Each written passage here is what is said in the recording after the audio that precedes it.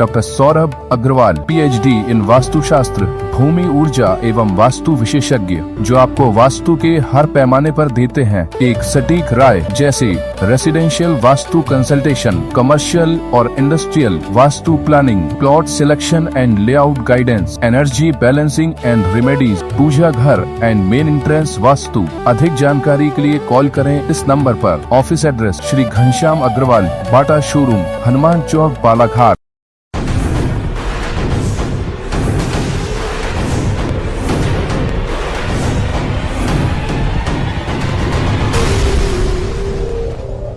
वारासिवनी थाना क्षेत्र के ग्राम रेंगा टोला में रेत ठेकेदार और ग्रामीणों के बीच विवाद का मामला अब तूल पकड़ता जा रहा है। ग्रामीणों ने आरोप लगाया कि रेत ठेकेदार के दबाव में पुलिस ने निष्पक्ष जांच किए बिना ग्रामीणों पर झूठे प्रकरण दर्ज कर दिए हैं। इस संबंध में बुधवार को ग्राम पंचायत रेंगा टोला की सरपंच अनीता बिसेन के नेतृत्व में ग्रामीणों ने पुलिस अधीक्षक को ज्ञापन सौंपते हुए न्याय की गुहार लगाई। ज्ञापन को लेकर जिला पंचायत सदस्य प्रतिनिधि मनोज टेमरी ने बताया कि 7 नवंबर की रात रेत ठेकेदार के गुर के 3 4 पहिया वाहनों और करीब 8 से 10 मोटरसाइकिलों पर सवार होकर गांव में पहुंचे। ग्रामीणों के अनुसार ये लोग शराब के नशे में थे और उनके पास धारदार हथियार भी थे। उन्होंने गांव में दहशत फैलाने, गाली गलौज करने और मेला समिति की बैठक से लौट रहे ग्रामीणों पर हमला करने की कोशिश की। इस दौरान कई ग्रामीणों को चोटें भी आई। घटना की सूचना तत्काल वारासिवनी थाने में दी गई, लेकिन पुलिस ने उनकी शिकायत को नजरअंदाज कर दिया। इसके विपरीत रेत ठेकेदार के दबाव में पुलिस ने उन्हीं ग्रामीणों के खिलाफ एक तरफा कार्रवाई करते अपराध दर्ज कर लिया। जहां घाट स्वीकृत है उसको छोड़ करके ये बाकी जगहों से भी रेत निकालते हैं और ये घटना मात्र रेंगा टोला की नहीं है, अपितु पूरे बालाघाट जिले में आपने देखा होगा कि इन लोगों का एक आतंक चल रहा है। ग्रामीण जन परेशान है। रेत की रॉयल्टी आज इतनी बढ़ा दी गई है कि अब आम नागरिक मकान बनाने में भी सोच रहा है। तो कहीं ना कहीं ये जो आतंक इन लोगों का फैला हुआ है, इससे हमारा जिला और हमारा ग्राम रेंगा टोला परेशान था, इसलिए 181 पर शिकायत की गई। तो यह शिकायत लगी, इस कारण से शिकायत उठाने के चक्कर में रात के 10 बजे ये लोग आते हैं और पूरा हथियारों के साथ में शराब के नशे में 4-5 4 व्हीलर थी और 4-5 6 या 10 गाड़ियाँ भी थी बताए अनुसार।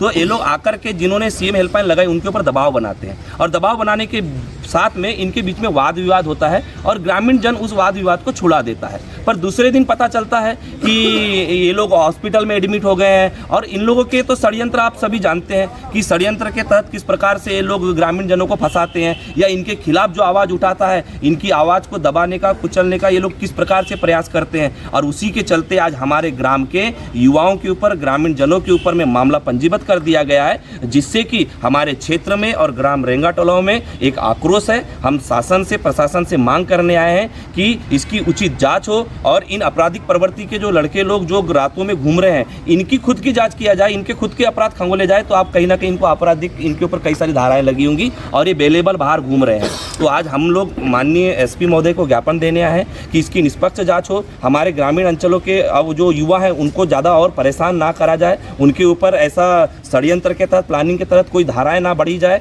जिससे कि उनका भविष्य तबाह हो जाए, बर्बाद हो जाए।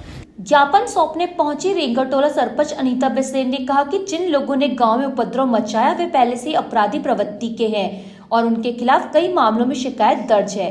सोशल मीडिया और स्थानीय मीडिया में भी इनकी आपराधिक गतिविधियों की चर्चा होती रही है। इस पूरे घटनाक्रम से रेंगा टोला के ग्रामीणों में गहरा आक्रोश व्याप्त है। उनका कहना है कि जब तक पुलिस दोनों पक्षों की निष्पक्ष जांच नहीं करती और वास्तविक दोषियों पर कार्रवाई नहीं होती, तब तक वे चुप नहीं बैठेंगे। हमारी मांग है कि घटना की निष्पक्ष जांच कर दोषी रेत ठेकेदार और उसके गुर्गों के खिलाफ मामला दर्ज किया जाए। उन्होंने कहा कि जब तक न्याय नहीं मिलता तब तक वे संघर्ष जारी रखेंगे। ठेकेदार के लड़कों इनसे मैं बहुत परेशान थी, जो अपने ग्राम रेंगा टोला में आकर रात के 11-12 बजे जो आखिर विवाद उनने मचाए हैं, तो उनने क्या कहा कि ये सब जो भी रेत वाले लड़के हैं, तो उन्होंने बोला कि इनके ट्रैक्टर पकड़ाया जाए। तो ट्रैक्टर पकड़े और ट्रैक्टर के ड्राइवर वालों को उनने मारे। उसके बाद में सरपंच को जो सूचना दी जाती है, तो सरपंच को कोई प्रकार की सूचना नहीं दी गई। ये हमको इतना मालूम हुआ कि गांव के लोगों से थोड़ी सुलसुला मालूम हुआ अपने को कि ये गांव में विवाद फैला है। तो उस विवाद को फैलाते हुए हमने सुने, तो उस बीच में हमने अपने प्रतिनिधि को भेजा कि वहाँ पर कौन सा यानी घटना घटी है, ऐसा कहकर के हमने भेजे।